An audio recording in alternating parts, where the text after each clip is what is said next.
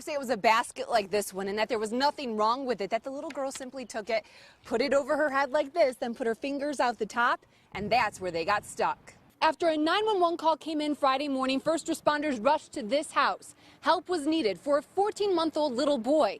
But what first responders and investigators found led to charges against the woman who called 911. I am standing in a stall where just one of thousands of cows would have been standing last night when the storm hit, tearing down the barn around it. Now the community is coming together to help this dairy farm rebuild and care for its livestock. These are main roads, and as you can see, they are snow covered. There are drifts from the plows in the middle. It is an absolute mess. The back roads are even worse. You are going to want to take a shovel if you are traveling anywhere and have it in your car in case you get stuck in a drift and need to dig yourself out. As for buses, they are a mess too. These people across the street waiting at that bus stop, they tell me they have been waiting for 2 hours for a bus already. It is hard to get anywhere in Detroit. Wild turkeys taking over, and they're vandalizing property in Walled Lake. Gobble, gobble. That's where we send 7 Action News reporters Smita Koloki for what you might call a wild turkey chase. The Christmas Eve surprise that you must see. A U.S. Marine waiting for a big reunion with his family in Livonia, only they don't know he's coming. Shane Martin told everyone he couldn't make it home for Christmas. But right now he is hiding outside, waiting for that big reveal. Let's go live to Jim Kurtzner, who put this all together. And keep in mind, the family doesn't know what Jim is planning, and that's the way he's going to play it for now. Hey, Jim. But first tonight, an off-duty hero. A Detroit police officer ran to the rescue of a woman visiting from out of state as she fell victim to a rapist. 7 Action News reporter Kim Russo tells us the visitor saw two very different sides of the city. He was a clean-shaven man at the casino, and he convinced a woman in town for the downtown hoedown and some gambling with friends to leave. Now, police are investigating the rape she suffered right here. It was early Saturday morning. The woman in town from Florida said she thought the man was going to help her get to her destination. Then he turned on her. I just heard screams, blood-curdling screams like somebody's in trouble. Stephen Townsend didn't hesitate. The off-duty Detroit police officer jumped out of bed and ran outside. When the rapist at the abandoned Burton International School of Excellence saw him, he ran. I see the people come out of the darkness, and I saw the guy. I said, "Hey!" And then he took off running. Townsend, in his pajamas and no shoes, ran after him, but he couldn't catch up. He waited for police, hoping they would help him find the man he had a description of.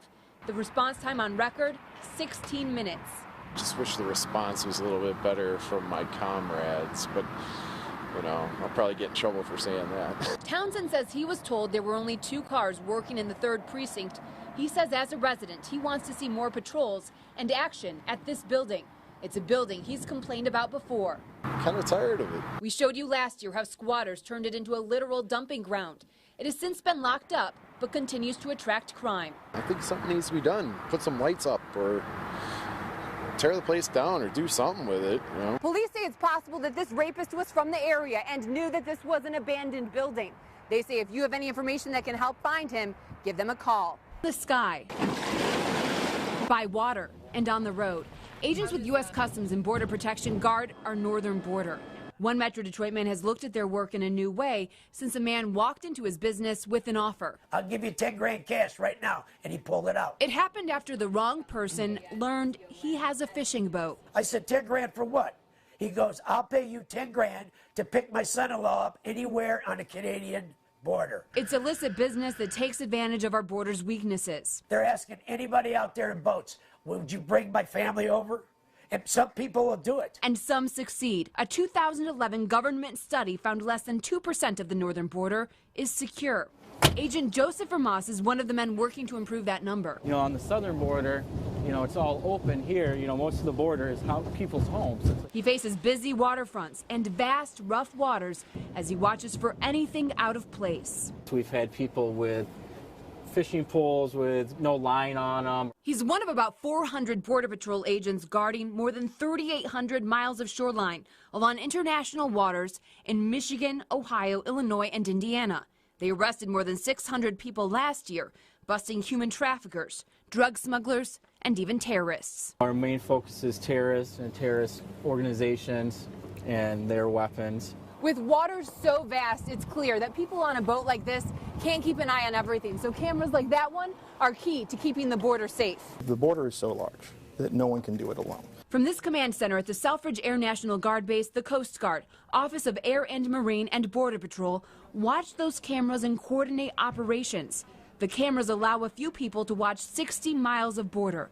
They are high-tech, can capture images miles away, and get the job done. Investigators confiscated these drugs on a Canadian man caught on camera trying to scuba dive across the border. They picked him up here and he ended up coming up here to the mouth of the Bell River. On Gull Island, people don't understand about Gull Island. There's cameras out there. So when they have Johnny Neuter, I don't think they realize they're being filmed. Since being offered thousands to smuggle someone into the U.S., this man notices every camera and patrol. He says he gave the right answer when offered that 10 grand. And I said, take it and stick it. I ain't gonna go to jail for your son. It's jail for life, and I ain't gonna do that. I had a wife and kids. While we know how many people are caught trying to cross this border illegally, what we don't know are how many people make it across and are never caught. They are from two cities, often divided by race and economics. One man lives in Grosse Pointe, the other in Detroit. Today, they are asking you to unite with them as they search for justice for Paige Stocker and Christina Samuel. 7 Action News reporter Kim Russell talked to them about these two young women who lost their lives to violence. When someone shot into a car filled with teens at Charlevoix and Phillip in Detroit, killing 16-year-old Paige Stocker, an honor student from Grosse Pointe with dreams of being a doctor, on December 22nd. As a father, Chris Samuel's heart broke. I said, wow, what a shame a parent would have to bury their child at this time of year, you know, and I felt his pain. He talked to his daughter Christina on the phone, told her he loved her. And she said, okay, Daddy, I'll talk to you later, I love you. And next call I got was Wednesday night when I was laying down, getting ready for work. That she had been shot. Police say 22-year-old Christina Samuel was not the intended target in the shooting near Carlisle and Redmond in Detroit Christmas morning. She, like Paige, had big dreams. The new college grad was home on break preparing to start law school. She could stay on the dean's list the whole 4 years. They were so much alike. Here is two girls that had straight A students, knew what they wanted in life. They had goals, they helped people. In the days that followed, Paige's grandpa and Christina's dad found themselves grieving together with anti-violence activist Minister Malik Shabazz. They've continued to comfort each other in recent days. His heart is heavy, my heart is heavy. And I assured him that we're gonna talk. We're gonna see each other. We have to be there for each other and be each other's backbone. These men came together at this house today to share in their grief and immeasurable loss. But they're asking you to share with them in something else, a quest against violence. We just need to clean this city up and stop the violence. You can't wait until your loved ones are murdered until you stand up. When we all come together, miracles take place. They're hoping death won't stop Paige and Christina from making a difference. She made me very proud. And there'll be a hole in my heart, not only for Paige, but there'll be a hole in my heart for Christina. In Detroit, Kim Russell, 7 Action News.